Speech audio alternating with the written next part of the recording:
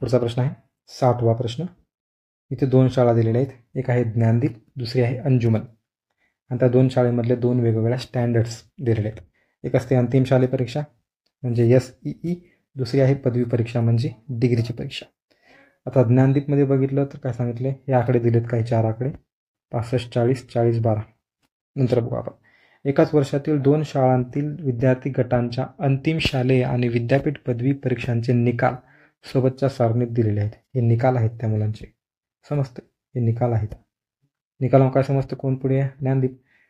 हे निकाल प्रत्येक गटांतील उच्च श्रेणी प्राप्त करणाऱ्या विद्यार्थ्यांच्या टक्केवारीच्या स्वरूपात व्यक्त केलेले आहेत. हे मार्क्स आहेत का, नाही, हे आहेत टक्के.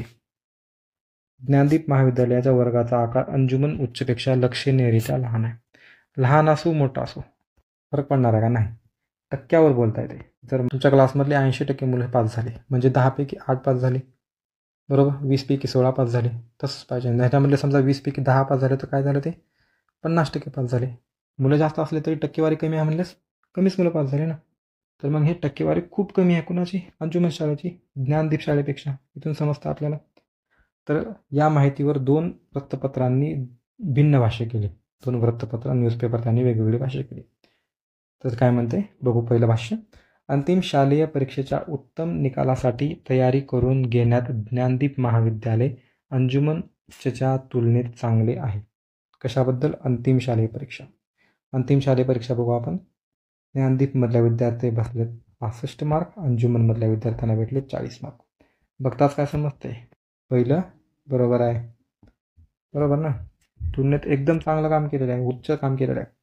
दुसरं काय सांगते, विद्यापीठ परीक्षेसाठी विद्यार्थ्यांना तयार करण्यात अंजुम उच्च ज्ञानदीप महाविद्यालयाच्या तुलनेत सांगते. कोण, अंजुमन चांगलं आहे म्हणते कुणाच्या, ज्ञानदीपच्या. बघा इथले 40% पोरं पास झालेत, 100 पैकी 40 पोरं पास झाले, त्यानंतर 100 पैकी फक्त 12 पोरं पास झालेत, तरी पण म्हणतात की अंजुमन चांगला आहे. कोण हा रिपोर्टर असला, काढा त्याला कामावून. वृत्तपत्रामध्ये कोण भाष्य करतोय, 2 नंबर चूक आहे, बी. इथं काय म्हणतो, ए बरोबर आहे आणि बी चूक आहे. इथं काय सांगते, वरील सारणीतील विधेचे विश्वसनीय स्पष्टीकरण करणारे भाष्य निवडा. दोन्ही ए बी बिलकुल चूक आहे, ए नाही तसेच बी नाही, बिलकुल चूक आहे, बी बिलकुल चूक आहे. तर पर्याय क्रमांक 3 ऑप्शन ए हे बरोबर आहे. कोण सांगतो, त्यांचे टक्के सांगत आहे. ज्ञानदीपचे 65% आहेत शालेयमध्ये, अंजुमनचे 40%, 25%चा फरक आहे. त्यासोबतच पदवी परीक्षेमध्ये 40%, ज्ञानदीप, अंजुमन 12, इथं किती 28%चा फरक आहे. जवळपास 20+% नेहमी फरक आहे.